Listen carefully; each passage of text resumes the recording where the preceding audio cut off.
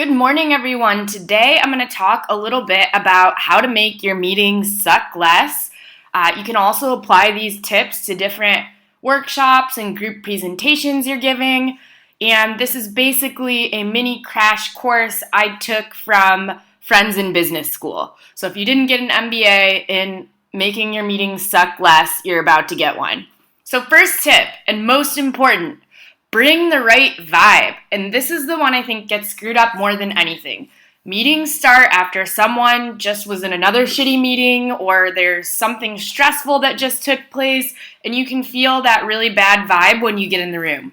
So typically, I like to start my meetings out on a really positive note, thank the team, crack a joke, celebrate someone. That's not always the case though. There are some meetings where you have to rally the team towards a goal that's about to be missed, or maybe someone got let go and you need to authentically address that. And so if you come into a meeting, for instance, where someone just got let go and you don't have an authentic and candid conversation about what the situation was and acknowledge the loss on the team and acknowledge the fact that folks in the room could have been friends with that person, then that's also a bad way to start a meeting. You need to bring the right vibe. Typically it's positive, not always, but it needs to be authentic.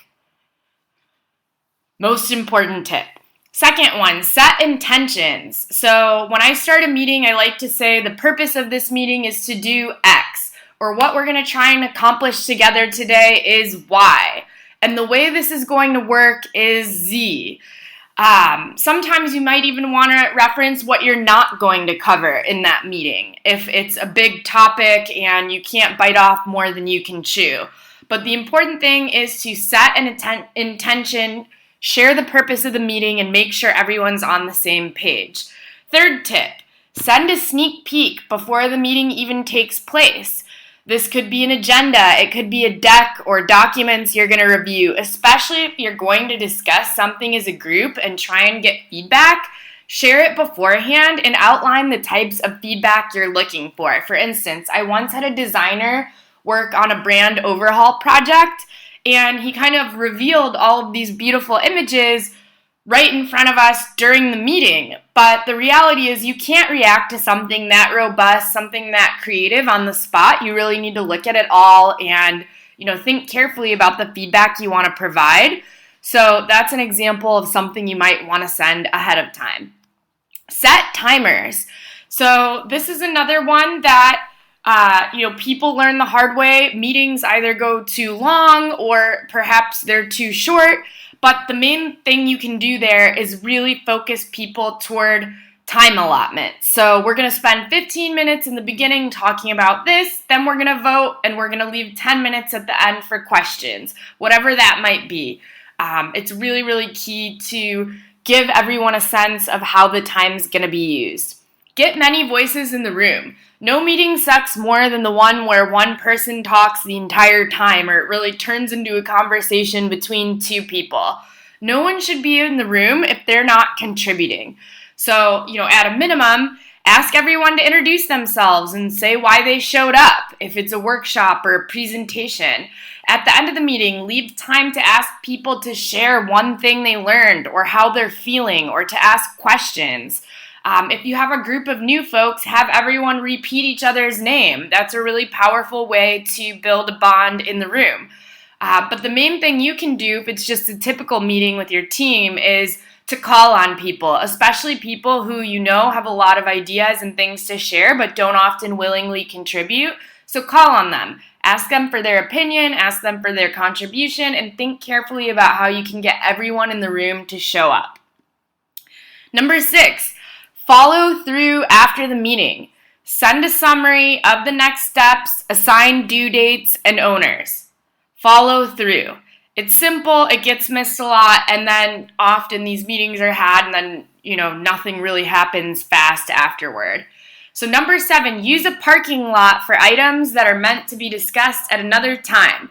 Everyone's been in a meeting that goes off the rails. Parking lot is a chalkboard, whiteboard, piece of paper. It could be a Google Doc that you have up. And when someone throws out an idea or a point that's really important but doesn't fit for that discussion, you put it on the parking lot and you save it for later. And this is a good way to remind your team that you value their contributions, you want everyone to participate, but that doesn't mean that we're just going to derail the meeting. Those things could be discussed at a better time. And then finally, ask for feedback. Feedback should always be bi-directional. And that includes for performance reviews, which I'll talk about later, and other types of meetings like one-on-ones, but especially in a group session, ask everyone for feedback, ask them in the room, but then follow up with them and say, hey, how was that meeting for you? I know we tried a new format. Did you get value out of it? Why or why not? But your team can really help you improve your meetings, and, really the meeting is for those in the room, not the person who started it.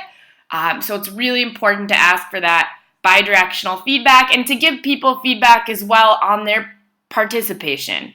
Was it valuable? If so, let them know. Encourage them to keep contributing. If they were quiet or, they didn't really participate the way you wanted them to, let them know so that you can change the cadence of the meeting moving forward.